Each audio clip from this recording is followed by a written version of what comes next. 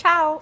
Today was my first day volunteering at the refugee center, and I really didn't know what to expect. I know we have our jobs, but I didn't really know how we start off, how are we all going to interact, stuff like that. First, four of us girls walked down to the basement, and you just kind of immediately feel out of place. You know, we're high energy, smiling, for girls, just kind of giddy and giggly like we are, and we kind of just walked into an atmosphere.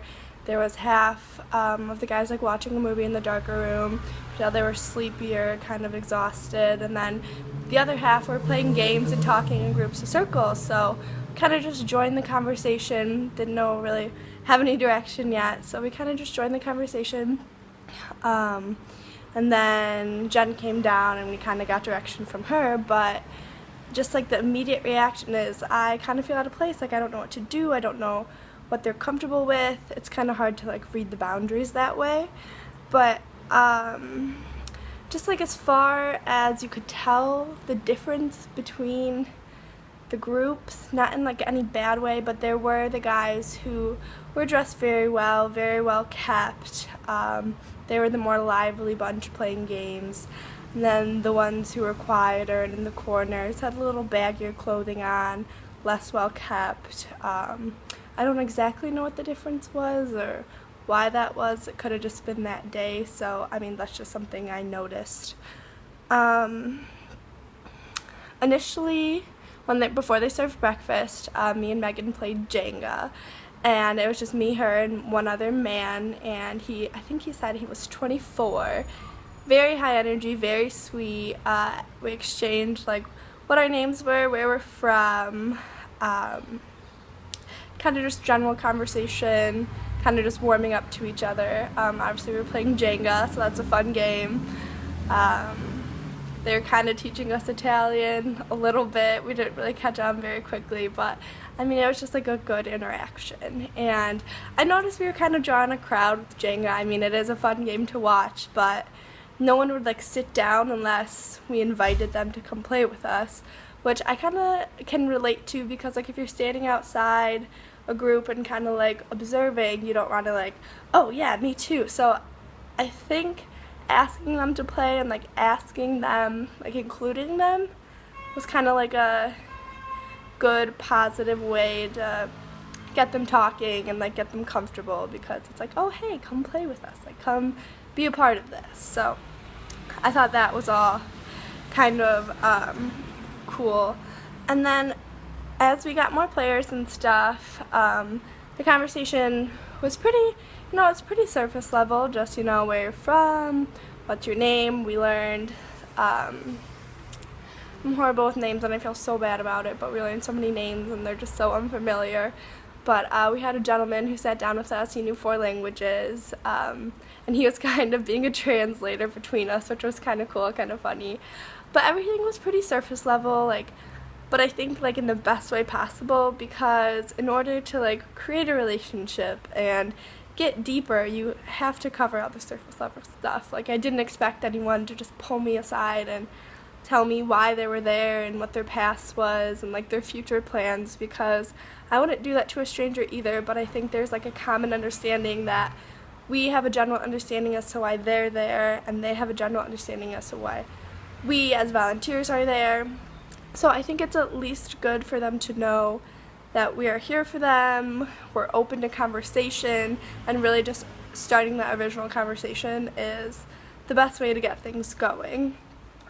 There was a time, I guess, a little moment that really stuck out to me was I was talking with this older gentleman, and he had like a sweater vest on and dressed very well, and he was from Pakistan, and he was probably in his late 40s, and he didn't really share anything about his past with me, but I kind of just, the gears were turning about like my dad or someone my dad's age going through an experience that he must have gone through in order to be here.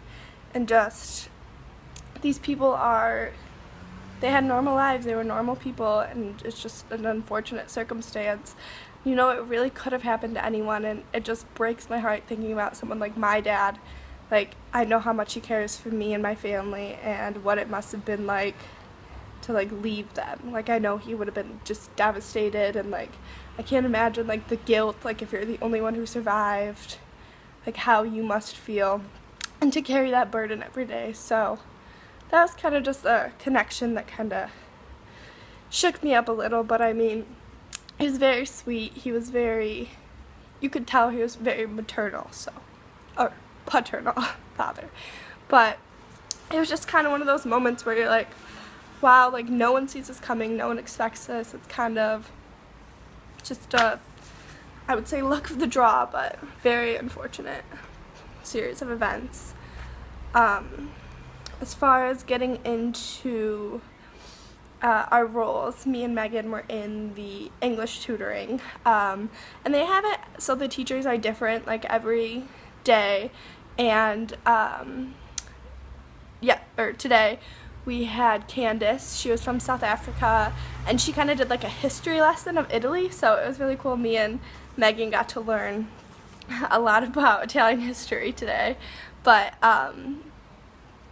she just had, I just loved the way she taught. It was kind of cool because, like, the first was geography, so it was geography of Italy, and she's like, oh, like, where did you come in? Like, when you first entered Italy, like, where are the different places you came in? So it's kind of like an interaction, like, kind of having people open up, but at the same time you were learning. And then she had packets, and people could, like, ask what certain words meant, like, oh, reading the sentence, and then someone would say, oh, like, what does this word mean? And she would try to explain it. And just, like, watching her, how frustrated she got and, like, how defeated she was that she couldn't, like, accurately explain a word to someone was just, I just, like, could feel for her, because just, like, the language barrier of, you really want them to succeed and you really want them to understand, but, like, if they don't understand, or if there isn't, like, a Italian word for it, or, like, Italian phrase for it, it's so complicated. Like, I remember she was trying to explain shape, like, what a shape was and how, like, a rectangle is a shape. And, like, I was sitting there thinking about it. I was like, if I didn't know this language, then I wouldn't understand it either. Like, and I can only imagine how hard it is to start over at, like, age 24, age 25. Like, I'm 21 right now. There's no chance that I could fully redevelop my brain into a different culture, a different language. So that was just a different experience, and just seeing how kind of defeated she was that she couldn't pass on the information kind of, like, reflected some of the feelings that I was feeling when, like, with the miscommunication with refugees. As far as discovering things about myself and the world, I actually just FaceTimed my boyfriend beforehand, and he's actually graduated from State in journalism, so he knows all about the book and stuff, and he just, don't even know where to start don't know where to start or what to tell him, because it's just, like, such an unexplainable thing to go down there and see how awesome these people are and how smart they are and strong and brave, and, like, I can't even wrap my head around what they went through, and they still have, like, these positive attitudes. Like, how do you get up every day and walk around and even, like, have the motivation to get up and go to the different centers and learn how to learn English? Like, just the fact that your future is so uncertain, like, you don't know if things are going to get better. Like, what if they don't? And I just think the strength that these people have is incredible, and, like, I guess learning about taking certain things for granted, like, I don't know, and just guilt, kind of having all these great things and not being appreciative of them, or, you know, being able to contact my family every day, you know, and knowing they're safe and knowing that I will see them again.